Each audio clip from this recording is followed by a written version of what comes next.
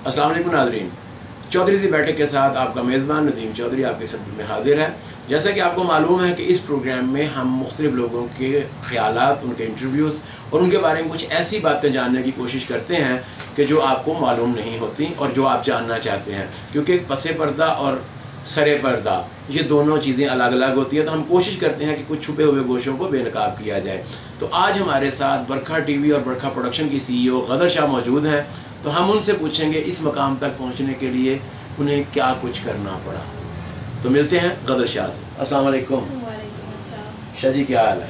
मैं ठीक ठाक फिट बस शाह जी चौधरी दी बैठक ਦੇ ਵਿੱਚ ਅਸੀਂ ਤੁਹਾਨੂੰ ਖੁਸ਼ ਆਮਦੀਦ ਕਹਿੰਦੇ ਹਾਂ। Thank you so much. ਵੈਸੇ ਤੇ ਬੈਠਕ ਤੁਹਾਡੀ ਹੈ, ਅਸੀਂ ਕਬਜ਼ਾ ਕਰਕੇ बैठ गए।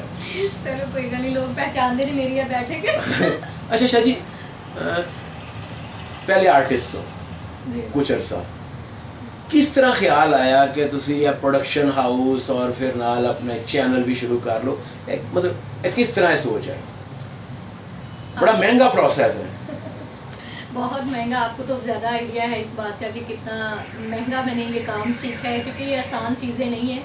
बस लोग तो सीखने च बड़े पैसे देते वाकई सीखने में मज़ा भी अब आया है ना आगे कि भाई इतना सीखने के लिए क्या कुछ करना पड़ता है। तो जितना ये सफ़र गुजरा है, सफ़र तो मैंने बड़े अरसा पहले का स्टार्ट कर लिया हुआ था, आज से कोई 15 साल पहले, जबकि मैं मेरा ख्याल 25 kg की थी। अच्छा, और मैंने मॉडलिंग से स्टार्ट किया था। ठीक है, बकरा ईद नज़दीक है, अब लोगों को ये ना बताएं कि जी वजनी हो गई है, मेरे वेट ते रेट बढ़ गया। नहीं रेट मैं ना लाया कभी तो ना। हाँ, वेट मेरा बढ़ गया। तो ऐसा है कि जब वो स्टार्ट किया था तो फिर उसके बाद मैंने छोड़ दिया था, क्योंकि फैमिली ने इजाज़त नहीं दी। आप समझते हैं कि चौधरी दी बैठी थी तो चौधरी को बहुत पता होना चाहिए। हाँ जी, हाँ जी। क्योंकि मैं आपको पता है कि मैं चौधरी फैमिली से बिलोंग करती हूँ। बिल्कुल जी, लोग चौधरी अब कई लोग अब सब लोगों को पता चल जाएगा कि चौधरी सन। जी अल्हम्दुलिल्लाह, मेरे जो वालिद साहब हैं हम मेहर बरादरी से हैं। क्योंकि मैं ये बात नहीं बताना चाहती किसी को, लेकिन आज आपने पूछ लिया है तो मैं बता रही हूँ आपको। तो इसी तरह फिर मेरी शादी हो गई, फिर आप शाह हो गए। हाँ जी, सैयद फैमिली में मेरी शादी हो गई और चौधरी से मैं शाह बन गई। तो आज गज़ल शाह बन गई, आपके सामने बैठी हुई हूँ। तो नहीं, मेरा सवाल ये है कि वो तो गदर शाह बन गई, लेकिन प्रोडक्शन हाउस और ये जो था आपका चैनल, इसको शुरू करने का ख्याल कैसे आया? इसको शुरू करने का ख्याल ऐसे आया था कि जब मैंने मॉडलिंग में कदम रखा था तो मैंने कुछ ही अर्सा किया था। उसमें जब मैंने स्टार्ट लिया ना, तो ज़ाहिरी बात है, अभी भी आप कुछ लोग कहते हैं कि गज़ल है बड़ी गुस्से वाली है, तो ये है वो है। उस वक्त भी मैं ऐसी थी।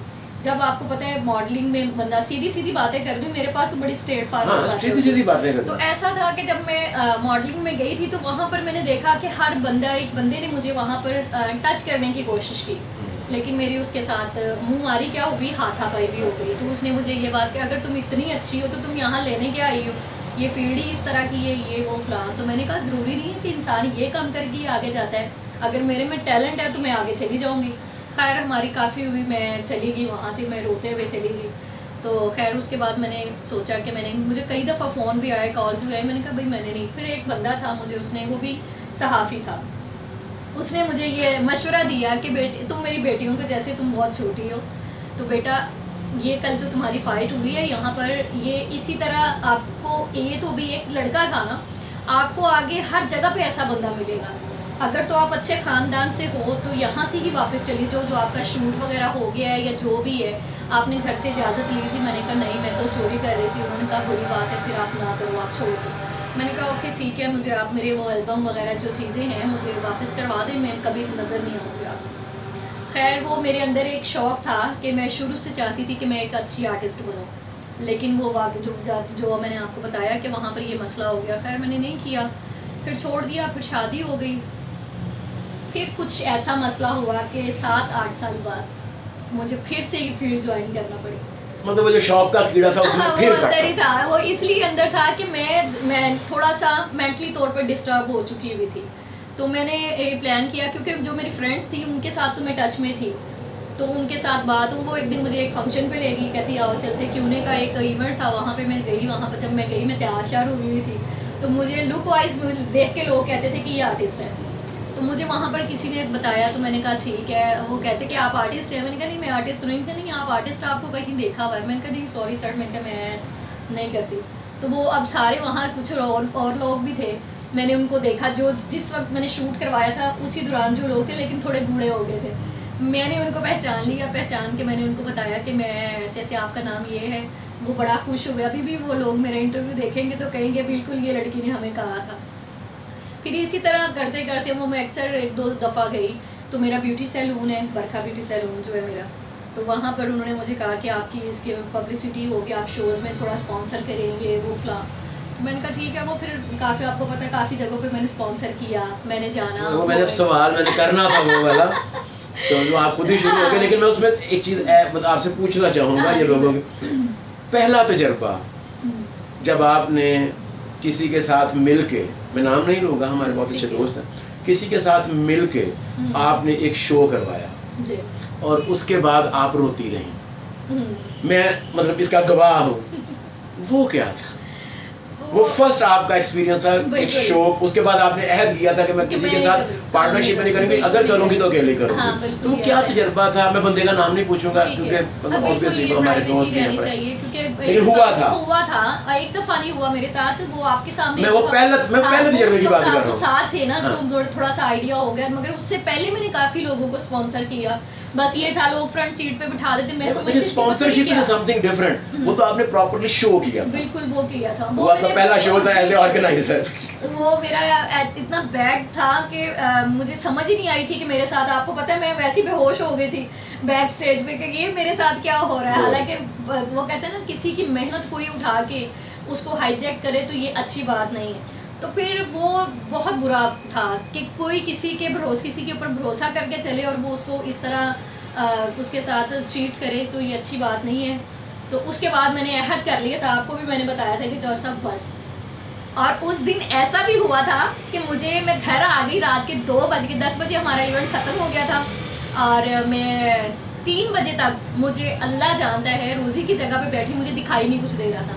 मेरा इतना बीपी शूट कर गया था और मैं इतना रोती रही कि ये मैंने किसी पे इतना भरोसा किया और उसने मेरे भरोसे को इतनी बड़ी ठेस पहुंचाई। मुझे नहीं पता था कि ये लोग मेरे साथ इस तरह करेंगे, लेकिन वो आपको पता आखिरी था। उसके बाद मेरा दिल बर्दाश्त हो गई थी, मैंने कहा भाई नहीं। फिर मैंने प्रोडक्शन हाउस की तरफ आई थी। प्रोडक्शन हाउस का तजुर्बा कैसा था? प्रोडक्शन हाउस का जो तजुर्बा था वो बहुत अच्छा था, उसमें बहुत अच्छा था। और इसी चीज़ को, वही चीज़ें मैंने माइंड में रख के, एक मॉडलिंग और दूसरा इवेंट ऑर्गेनाइज़र के माइंड में रख के, कि प्रोडक्शन हाउस मैंने इसलिए बनाया था कि मैं उन लड़कियों और लड़कों को प्रमोट करना चाहती थी कि जो फील्ड में नए आते हैं और उनको यूँ घूम घमा के अपनी मंजिल तक पहुंचना पड़ता है। क्योंकि अब मुझे उस वक्त तक पता चल चुका था कि मंजिल पे पहुंचने के लिए करना क्या पड़ता है। हालांकि मंजिल तो बिल्कुल सीधा रास्ता होता है, लेकिन शोबिस इंडस्ट्री के लोग जो हैं वो भूल भुलैया उनको डालते हैं। और कई लड़कियां ऐसे अपनी इज्जत भी ख़राब करके चली गई, बर्बाद हो गई, मर्डर हो गया और वल्ला आलम क्या क्या हुआ, ये चीज़ें मैं देखती थी।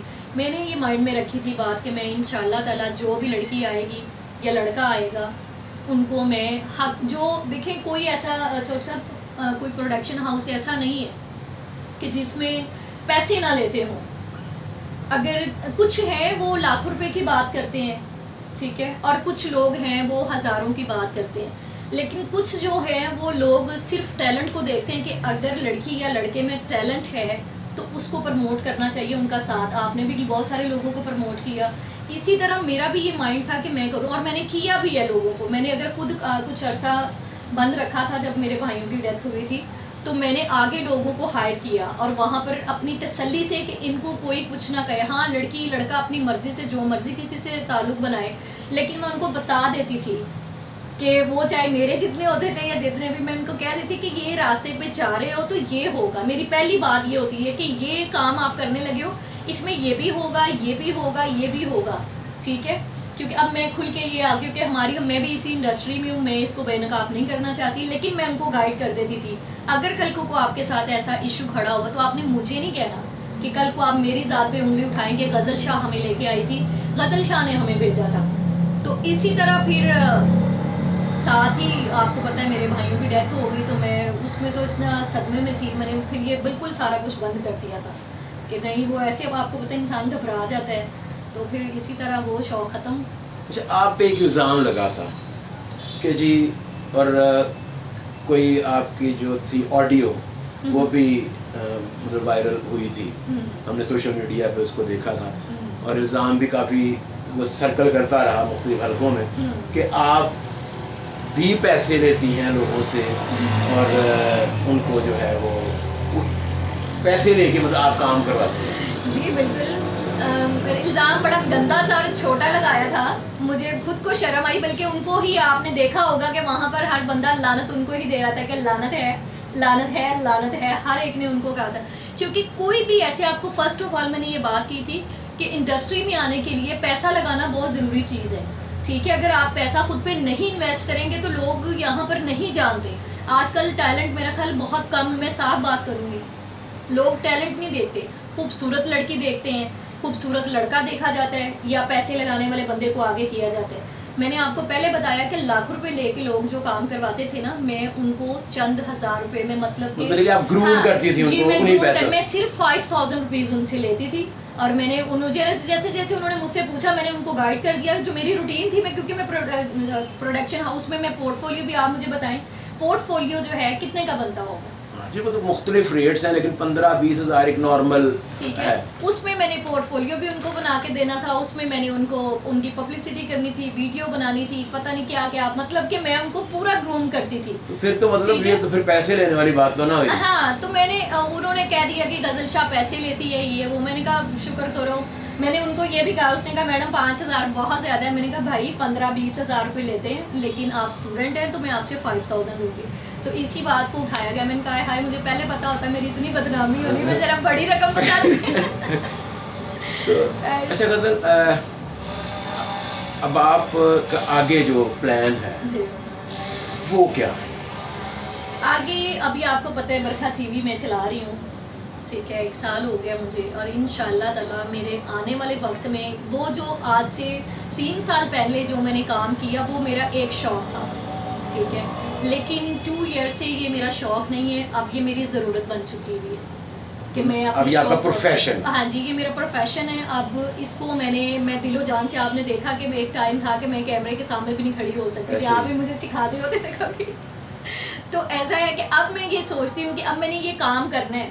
कोई ऐसा दुनिया में काम नहीं है कि जो इंसान नहीं कर सकता। इंसान मेहनत करे, उसके अंदर लगन हो, जज्बा हो, तो वो कोई भी दरिया क्रॉस करके जा सकता है। तो इंशाल्लाह ये जो मैं अपना वर्क कर रही हूँ, इस पे मैं आप सबके साथ के साथ और सब अपने जो सीनियर्स हैं उनकी दुआओं के साथ इंशाल्लाह मैं आगे ये भी एक जो मरहला है बरखा टीवी वाला, इसको आगे लेके चलूँगी। ड्रामे भी कर रही हूँ खुद, अपने पढ़ाई, अभी तो मैं खुद ही प्रोड्यूसर हूँ और खुद ही आर्टिस्ट हूँ, लेकिन कभी अच्छा मौका मिला, जैसे कि मैंने बताया, अभी भी डर है मुझे कि कोई ऐसा बात ना हो, इसलिए मैं कभी अपने ऑफिस से बाहर नहीं निकली कि मैं काम कर सकूँ। दूसरों को मौका देती हूँ, काफ़ी आर्टिस्ट आपको पता है मैंने प्रमोट किए हैं, तो इसी तरह ये काम चलता है। चलें जी, इन्हीं दुआओं के साथ कि आप अपने मकासद में कामयाब हों, नए लोगों को, नए टैलेंट को आप चांस दें। तो हमारे प्रोग्राम का वक्त ख़त्म हो रहा है, तो हमें दीजिए इजाज़त। अल्लाह हाफ़िज़।